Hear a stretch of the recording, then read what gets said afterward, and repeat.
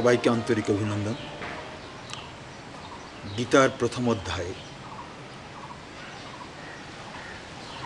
যোদ্ধাদের নাম বর্ণনা করা হয়েছে। যারা কুরুক্ষেত্রে যুদ্ধ করতে সমবেত হয়েছে তাদের নাম পরিচয় দেওয়া হয়েছে, সম্ভবত এই কারণে যে এই যোদ্ধাদের নাম স্মরণ করলে পরেও, যেহেতু মহাভারতের যোদ্ধা, এদেরকে আমরা মহাপুরুষ বলেই মনে করি, কারণ এরা ধর্মের জন্য যুদ্ধ করেছেন, এবং এদের নাম স্মরণ করলে পরেও আমাদের মধ্যে অলসতা, জড়তা এগুলো দূর হয়ে যায়। কারণ যোদ্ধার নাম স্মরণ করলে পরে, যেমন মনের স্বভাব হচ্ছে যার কথা ভাবা যায় তার প্রভাব পড়ে। যদি আমরা অলস ব্যক্তির কথা ভাবি, তমগুণী ব্যক্তির কথা ভাবি, যারা কর্ম করে না, অকর্মণ্য, তাদের কথা ভাবি, তাহলে আমরা সেই রকমই হয়ে যেতে পারি। সেই জন্য মনে হয় গীতা প্রথমেই সক্রিয়তা সৃজন করার জন্য যোদ্ধাদের নাম স্মরণ করতে সাহায্য করছে। তারপরে হঠাৎ অর্জুন বলে বসলেন, যখন অর্জুন বললেন যে রথটাকে দুই দলের মধ্যে আপনি স্থাপন করুন, কৃষ্ণকে বললেন, কৃষ্ণ তো সারথি, কৃষ্ণকে বললেন যে আপনি আমার রথটাকে দুই দলের মধ্যে স্থাপন করুন, যাতে আমি দেখতে পাই যে কাদের সঙ্গে আমার যুদ্ধ হচ্ছে, কারা কারা যুদ্ধ করছে এবং কাদের সঙ্গে যুদ্ধ হচ্ছে। তো রথ স্থাপন করার পরে উনি যখন দেখলেন যে যুদ্ধের অধিকাংশ যারা নেতা, তারা সবই আত্মীয়, তারা সবই নিজের আত্মীয়, শ্বশুর, শালা, সম্বন্ধী ইত্যাদি ইত্যাদি, ঠাকুরদাদা আদি আদি সম্পূর্ণ আত্মীয়গুলোকে দেখে ওনার মন বিচলিত হয়ে যায়। উনি বলেন যে এই আত্মীয়দের মেরে আমি যুদ্ধ জয় করতে চাই না, আমি যুদ্ধ করতেও চাই না, কারণ আত্মীয় মারাটা আমার কাছে খুব ভালো লাগে না। এই বলে উনি বলছেন যে আমার শরীর থরথর করে কাঁপছে, গলা শুকিয়ে আসছে, রোমাঞ্চ হচ্ছে, হাত থেকে গান্ডিব খসে যাচ্ছে। এই অবস্থা আমি কীভাবে যুদ্ধ করতে পারি? আমি যুদ্ধ করা আমার পক্ষে সম্ভব না। তো তখন কৃষ্ণ বলেন যে, একথা বলে উনি বসে পড়েন রথে। তখন কৃষ্ণ বলেন, কুতস্ত্বা কস্মলমিদম বিষমী সমুপস্থিতম অনার্য জুষ্টম অস্বর্গম অকীর্তিকরম অর্জুন। এটা দ্বিতীয় অধ্যায়ের কথা বলছি আমরা।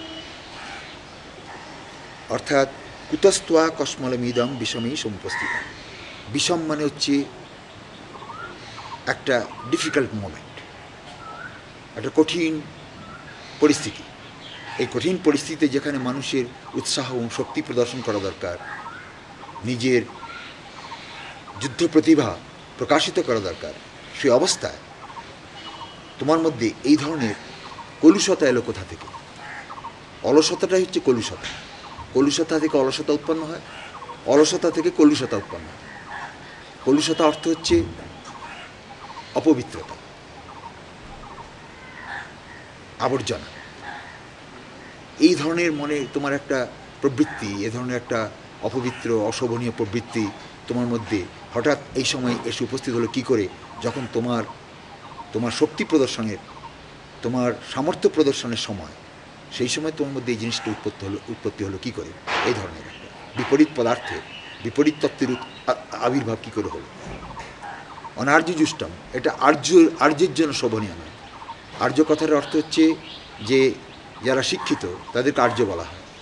যারা সেই সময়ের বেদে শিক্ষা, সংস্কৃতি ইত্যাদিতে যারা পরিপক্ক, তাদেরকে আর্য বলা হয়। আর যারা অশিক্ষিত, জ্ঞান নেই, আত্মিক কর্তব্যবোধ নেই, জ্ঞান নেই, তারা অনার্য।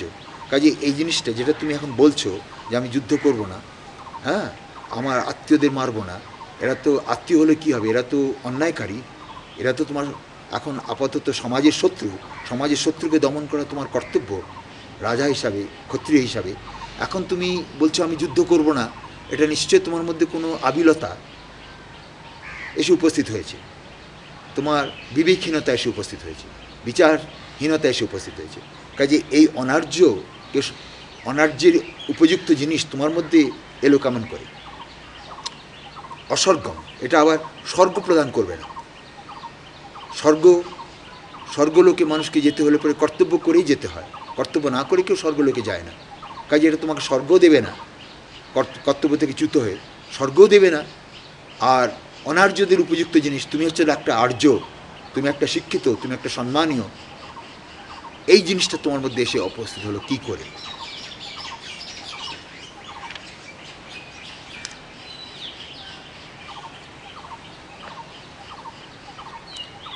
অতঃপর আবার কৃষ্ণ বলছেন, ক্লৈব্যং মাস্ম গম পার্থ নয়েতত্ত্বয়ী উপপদ্ধতি ক্ষুদ্রং হৃদয় দুর্বল্যং ত্যক্তোত্তিষ্ঠ পরন্তপ। ক্লৈব্যং মাস্ম গম পার্থ, অর্থাৎ হে পার্থ, তুমি ক্লীবতাকে প্রাপ্ত হও না। ক্লীবতা মানে হচ্ছে নপুংসতা, ক্লীবতা মানে হচ্ছে কর্তব্যহীনতা,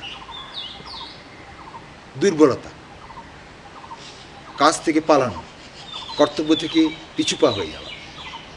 হ্যাঁ, কাজে এই ধরনের যে ক্লীবতা, এটাকে তুমি প্রশ্রয় দিও না। নৈতত্ত্ব উপপদে, কারণ এটা তোমাকে শোভা পায় না। এটা তোমার মতো বীরের পক্ষে, যে এত প্রসিদ্ধ, যে এত সামর্থ্যবান, বীর বাহু, যাকে কেউ পরাজিত করতে পারে না, সেই রকম একটা বীরকে এটা শোভা পায় না। হ্যাঁ, এই ক্লীবতা তোমার শোভা পায় না। যুদ্ধ করব না, এটা আবার কী রকমের কথা? হ্যাঁ, যুদ্ধ করে জীবনযাপন করতে হবে, লড়াই করে জীবনযাপন করতে হবে। হ্যাঁ, তারপরে লড়াই করে জয় করতে হবে, শত্রুকে দমন করতে হবে। যে উপস্থিত হয়েছে যুদ্ধ, তারা সামনে দাঁড়িয়ে আছে, আর তুমি বলছো যুদ্ধ করবো না, এই ধরনের ক্লীবতাকে প্রশ্রয় দিও না। ক্ষুদ্রং হৃদয় দুর্বলম, এটা হচ্ছে হৃদয়ের দুর্বলতা, এটা আর কিছু নয়, হৃদয়ের সাময়িক দুর্বলতা, ক্ষুদ্র দুর্বলতা। কাজেই ক্ষুদ্রং হৃদয় দুর্বলম, ক্ষুদ্রং হৃদয় দুর্বলম ত্যক্তোত্তিষ্ঠ পরন্তপ। এই হৃদয়ের সাময়িক দুর্বলতাকে তুমি সরিয়ে দাও, মনোবল দিয়ে সরিয়ে দাও। হ্যাঁ, নিজের কর্তব্যের কথা স্মরণ করে সরিয়ে দাও। এই দুর্বলতাকে প্রশ্রয় দিও না, দুর্বলতাকে ত্যাগ করে তুমি উঠো। পরন্তপ, পরন্তপ মানে অর্জুনকে পরন্তপ কেন বলা হয় না? শত্রুকে তাপ দিতে পারে বলে। হ্যাঁ, শত্রুকে তাপ দিতে পারে, অর্থাৎ শত্রুকে নাজেহাল করে দেয়, হয়রান করে দিতে পারে, এইরকম শক্তি অর্জুনের মধ্যে রয়েছে বলে ওনাকে পরন্তপ বলা হয়। কাজেই কী হলো, এই ক্ষুদ্র হৃদয়ের দুর্বলতাকে পরিত্যাগ করে তুমি জাগ্রত হও, ওঠো, উত্তিষ্ঠ, সংগ্রাম করার জন্য প্রস্তুত হয়ে যাও। ঠিক আমাদের জীবন যুদ্ধে যেমন আমাদের করতে হয়, অনেক সময় আমরাও দুর্বল হয়ে পড়ি, মন ভেঙে পড়ে, হৃদয় অবশ হয়ে যায় কোনো অবস্থায়। সে অবস্থায় যাতে আমরা অবশ্যই না হয়ে সমাধান কিভাবে করতে পারি, সেটার দিকে আমাদের এগিয়ে যাওয়া দরকার। এই হচ্ছে সবচেয়ে বড় কথা।